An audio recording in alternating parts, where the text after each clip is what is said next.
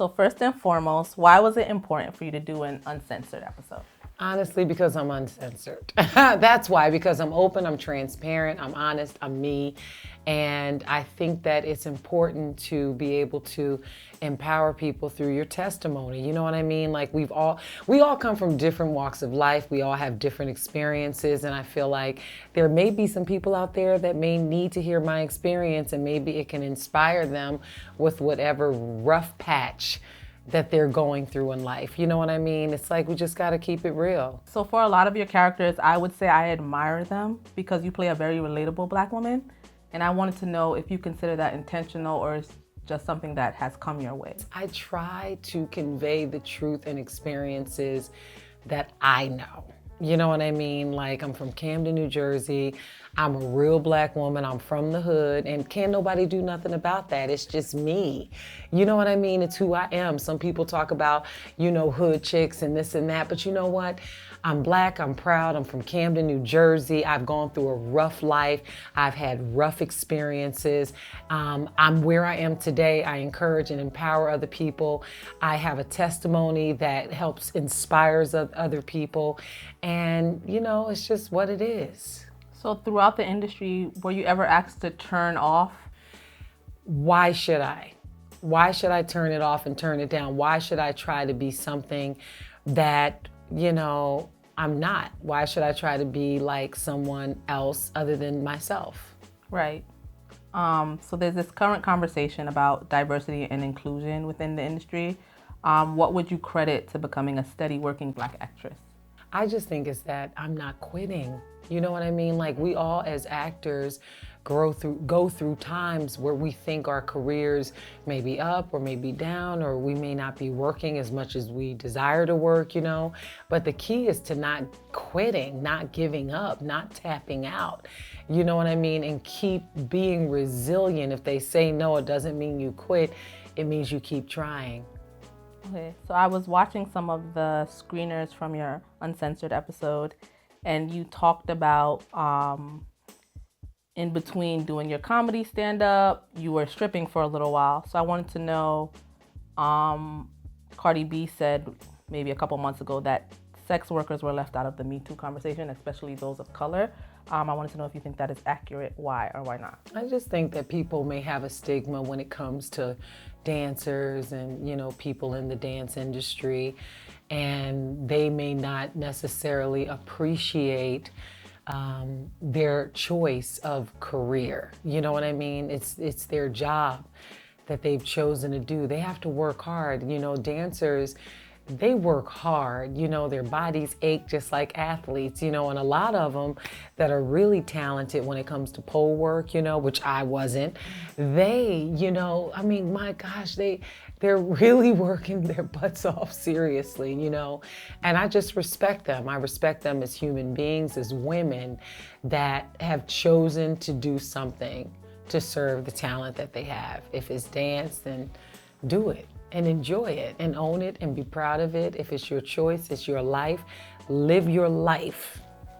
Did moonlighting as a dancer give you more confidence when it was time to hit the comedy stage? Absolutely. Well, I don't know if it did, because I guess there were fears I had to overcome as a dancer. And I was not necessarily a super secure girl. You know what I mean? I was always like kind of insecure and didn't necessarily think I was like beautiful and, that whole thing. So when I did dance, it did empower me with that sense of, oh, I am sexy and oh, I am beautiful, And so I think that that's its own empowerment in its own way. Did you ever notice any differences as a female comic as you traveled through the comedy club circuit? Maybe if club owners felt like they could get away with not paying you in a way that they probably didn't feel they could do with a guy. If you're a female comic and you're being booked at a certain comedy club, and this was years ago when I was doing stand-up. I don't really know how the comedy clubs work now today, but I remember one particular time I was doing a comedy club. It was like in Baltimore, I think, and at the club, after I did my set, and the guy was like, well, I don't have my money today. I don't have all the money to pay you today. I'll send you a check, or, I have to hit you next time. And it's like, if I was a guy, would you have done that? Would you have felt it was okay? You know what I mean? And I think that sometimes, people may not always respect a woman in a way that they would respect a man. You know, they might think the guy might sock them, you know what I mean? But a chick, they could kind of bully, you know what I mean? And just do whatever it is that they want to do, you know, for themselves.